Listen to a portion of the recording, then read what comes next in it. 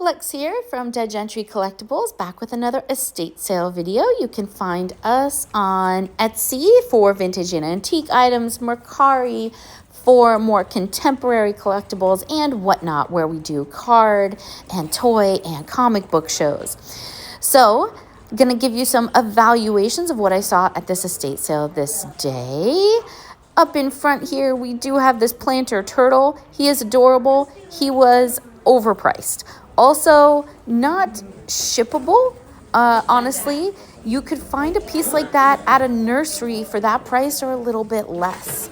So even though he was vintage, it wasn't really worth looking at. Beasties of the Kingdom Lion there. Those are collectible. I've talked in depth about the Beasties of the Kingdom collectibles before in another video, so you can go back and see that. The man who makes those originally started at Disney. He made these incredible figures. Anyway, there's a whole video on it, but that piece that day priced a little high. It wasn't the last day of the estate sale either, where things tend to be half off of their original marked price, so that can make it a little more difficult. And there was a lot of, not very well made things in the home that were priced high, and then things in the home that were vintage and very fine, but then priced right at that retail point. So even those glass fish there that I'm showing, these aren't well made. They're Chinese. The other one, I believe, was from either a Joann's or not a Home Goods, but something like that. So again, priced a little high for what they were. Right there is a Westmoreland, the candy dish. I think I put a slide in that later because I go back through everything a little bit in the home. The candy dish was priced very fairly because it was worth more than $20. So when I say everything was at retail, not quite everything. There was a thing here and there that wasn't, but for the majority of the house, everything was at a retail price, which usually at estate sales, when you have a very niche market, you only have the people that can come there on foot to buy things within a very short period of time. Charging retail doesn't usually work because your demographic is very small. It's not like you're doing the business. I really like that little ceramic mug that was on that desk. I think I did pick that up. The Westmoreland candy dish worth about $40. I think they had it at $12. Very heavy, very difficult to ship.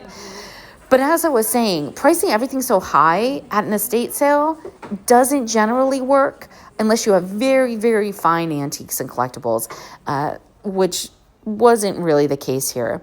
Because you have a very small demographic that's able to come purchase these items in a very small amount of time. It's not like you're listing them online for the whole world or for the whole country to, be able to purchase and then ship to them and doing all the work that's behind that, listing them and photographing them. So charging that much usually isn't going to get those items sold at an estate sale within 2 or 3 days. I do see some estate sale sellers make this mistake. Sometimes businesses, sometimes when people are trying to sell their own items from the home.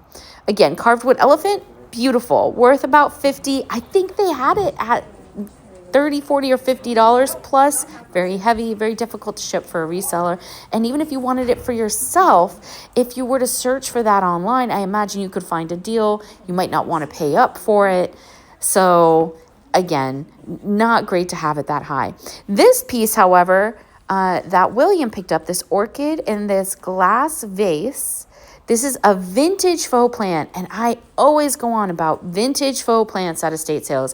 If you are looking to decorate your home with fine, fake plants that are so expensive now to purchase from places like Michael's by the stem, vintage pieces are much more finely made. This one had a glass vase, beautifully done, faux moss inserts at the bottom. It was hand painted. The artwork on the flowers was exquisite. That's $100 to $140 piece. And I think they had it at $10 because they were like, oh, fake plant, nobody wants this, right? So that's one of those things I always see estate sellers get wrong is fake plants. So that was the one piece at this whole house that we found that was exceptional and was priced maybe too fairly. Walking through the garage here, Again, not a lot of value.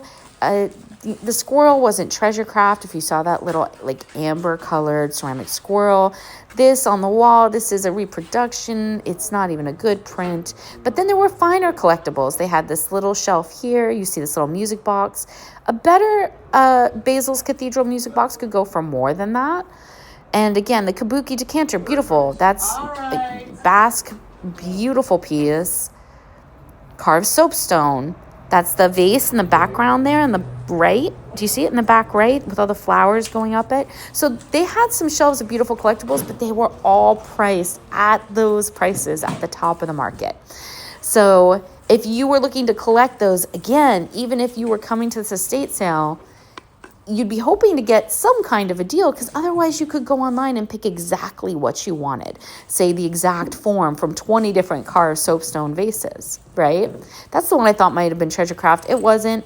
There just wasn't a lot here. And the things that were very fine, again, were just priced far too high.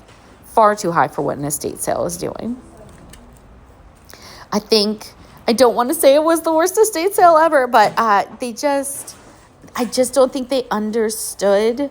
Again, they have these at $25 to $50, all the different decanters, which is kind of what their values are. And if you wanted one, you wouldn't go to an estate sale to hunt one at retail, right? You'd go online and have it shipped to your house and pick the exact one you want whenever you want it from the entire market. So seemed a little silly to me. I did pick up this grand, the Louvre, little walk around guide that they clearly purchased while going to the museum.